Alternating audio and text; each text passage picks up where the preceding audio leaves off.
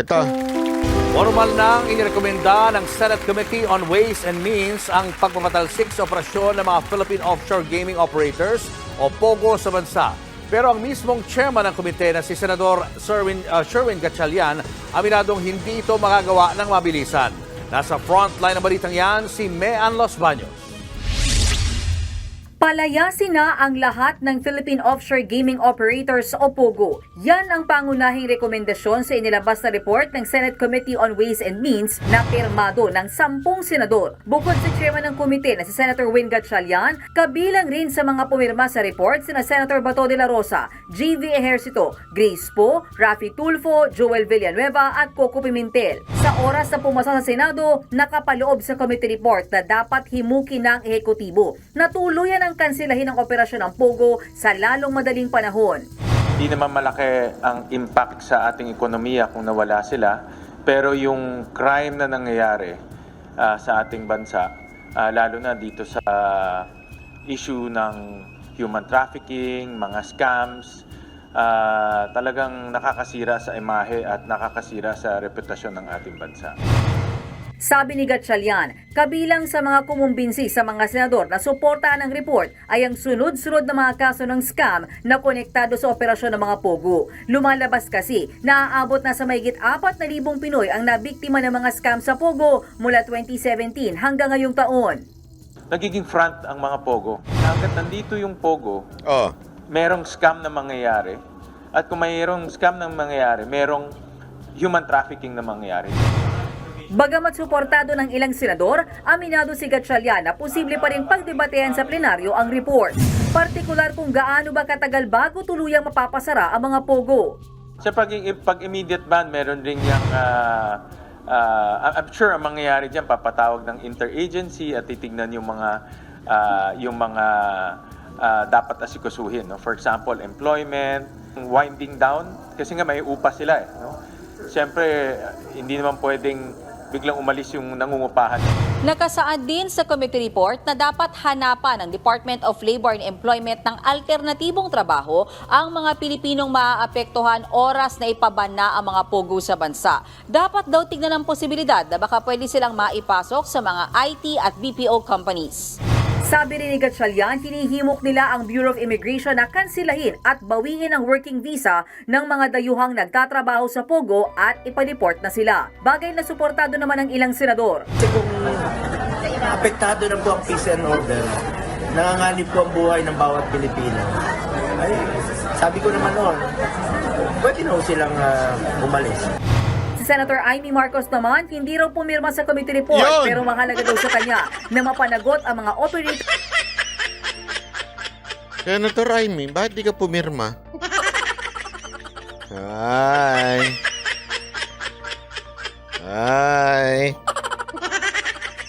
Alam na this. Sa lahat ng mga senador na pumirma, no? Si Senator Amy, hindi siya pumirma. Bakit kaya? Re-electionist kasi ito si Senator Amy.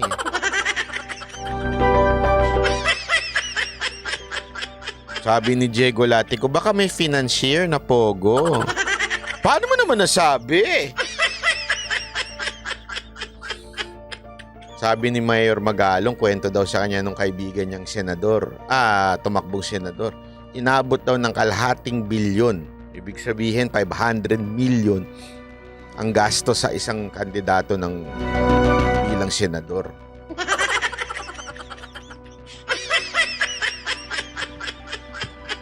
So, ibig sabihin, magastos talagang tumakbo bilang senador.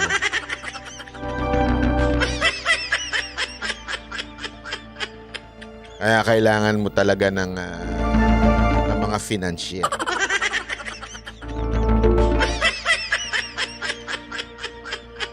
Senator Amy, ano na? Ba't di ka pumirma? Gusto mo ba ang mga POGO?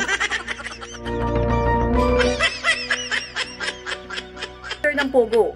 Ang kinatatakutan ko malulusutan lang kasi alam naman natin mga malalaking tao ang nasa likod ng POGO. Importante na talagang bigyan ng ngipin at kapangyarihan ang sino mang huhuli ng Pogo. Nagbabalita mula sa Frontline, Mean Los Baños, News 5. Ay nako. Anyway, basta ito lang sa akin reaction ko din nakakatuwa dahil alam mo isa ito talaga sa matagal na nating kahit noon pa inaano na natin any form of gambling. I'm really against any form of gambling. Okay? So whatever kung ano man yang gambling na wala maidudulot siya. At saka una-una ano natin yan binibigyan natin ng false hope yung mga tao na para umunlad ang buhay. Yung hindi, taya ka na lang ng ganito, taya ka ng ganito, ganyan, di ba? Para malay mo tumama ka, manalo ka. False hope yan Instead of spending time pumipila ka diyan kung saan man. I mean this is general this is a general comment on gambling. Kaysa sa pumipila ka sa ganyan, magtrabaho ka na lang. Totoo lang tayo mga Pilipino. Hindi ako naniniwalang we are that poor in a sense na marami sa atin ang talagang sadyang tamad. Sorry pero that's the marami sa atin ng yung pagkatapos ng ating work inaabangan na natin yung panahon na makakatambay tayo, makakainom tayo. Ang dami nga, kaya nga ang daming tambay, hindi mo nakikita, ang daming tambay. Hindi, ewan ko nagtataka nga ako Sa Amerika, sa Japan, sa UK, sa Europe, mga Pilipino, 2 trabaho, minsan 3 pa, just to survive. Di ba? I mean, kaya nating gawin yun Pero dito sa Pilipinas, kung saan mababa ang ating sahod, bakit di natin doblehin ang trabaho natin? O magnegosyo pa tayo. Ang daming ways, 'di ba? Ang daming ways para tayo'y makaluwag-luwag. Minsan nakakalungkot lang yung ang daming nagrereklamo diyan. Wala akong trabaho, ginagawa mo? Dito nagtotong eats. Alam mo wala kang trabaho. Oo nga, wala nga akong trabaho Ano pa gagawin ko? 'Di ba magtong eats? Ba't di ka maghanap ng trabaho? Ba't di ka gumawa ng trabaho? Tama. Gusto kasi easy money. Marami niya. Marami talaga yan. Yung gusto talaga yung easy money lang. Yung bakit si ganito? Lalong-lalo na yung mga... Kaya nga nakakairita rin yung mga yung mga influencer na masyado nagdi-display ng pera nila. Gusto nila easy money. Meron akong pinapanood na isang TikTok influencer na sinasabi niya, huwag kayo maniniwala doon sa mga nagsasabing mga TikTok, mga social media influencer na 5 figures, etong figures na to ang kinikita ko, hindi yan ang kinikita nila doon sa social media. Akala kasi nung iba, ganun-ganun lang yun. Basta lang, magbablog lang ako, gagawa lang ako ng prank-prank.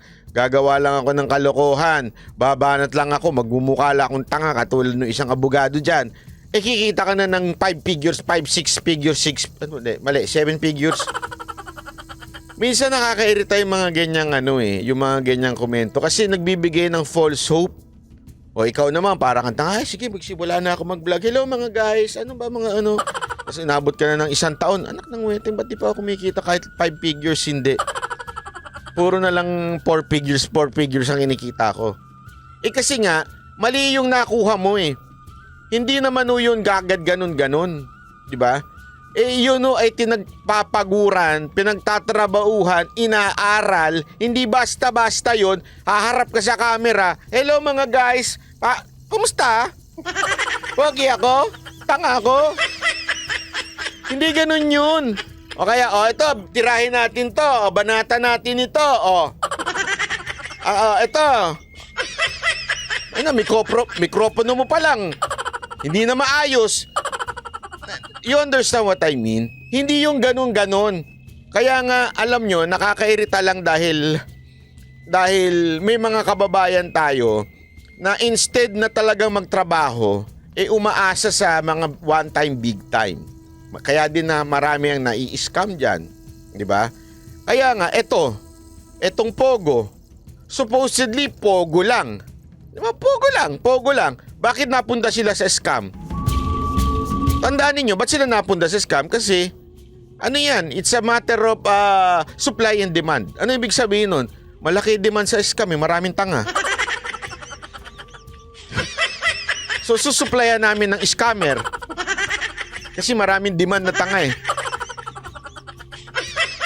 Bakit sila from Pogo naging scammer? Dahil doon nakita nila ang daming mga nakatunganga, ang daming umaasa, nakikita sila ng one time big time, na magkakajowa sila. Yung pala may lawit yung jowang nakita nila. Alam mo yun, nakakatawa man pero totoo eh, nangyayari yan eh. Kaya ako, honestly, itong pag-alis ng Pogo sa akin, it's really a first step. Diba? Sabi, 1 hour lang tambay dito, ask ka ng pulis anong iniintay mo. Hindi na kasi uso dito yung bagansya, ewan ko. Dapat ibalik yung bagansya, di ba? Marami nga dyan mga vlogger na di mo maintindihan talaga eh. Mga sabit-sabit na vlogger na basta lang umaasa na feeling nila na kikita na kagad sila ng milyon-milyon dahil sa mga idol nila na meron pa ako dyan nakita eh, nagsabi ng isang influencer, 7 figures. Sure ka? Baka 7 figures dahil meron kang sugar daddy. Ibang usapan nyo. Kasi, sabi niya, magkano kinikita mo sa social media? 7 figures. Tama nga naman siya technically. Bakit? Dahil sa social media niya, nagkaroon siya ng sugar daddy, kaya 7 figures yung kita niya. Tama, mali.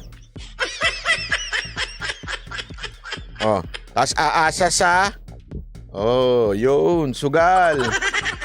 Oh. Dami niyan. Sa Pilipinas, asa ng asa sa swerte ng sugal. Bira, oo. Pero buti naman at papalisin na yung Pogo. Sana matuloy ho yan, ha? Ay nako. Anyway, eto. Medyo good news naman tayo. Alam mo, nung napanood ko to, medyo natuwa ako. Honestly natuwa ako kasi tama ito eh. Tama itong ginawa na to. Dahil tandaan ninyo, pag nangyari ho ito, di ba yung una, tama yung step ni Marcos na pinamigay yung mga nakukuha sa smuggle. Huwag ibebenta sa kadiwa yun. Dapat doon ipamigay. Tapos, patindihin ang parusa.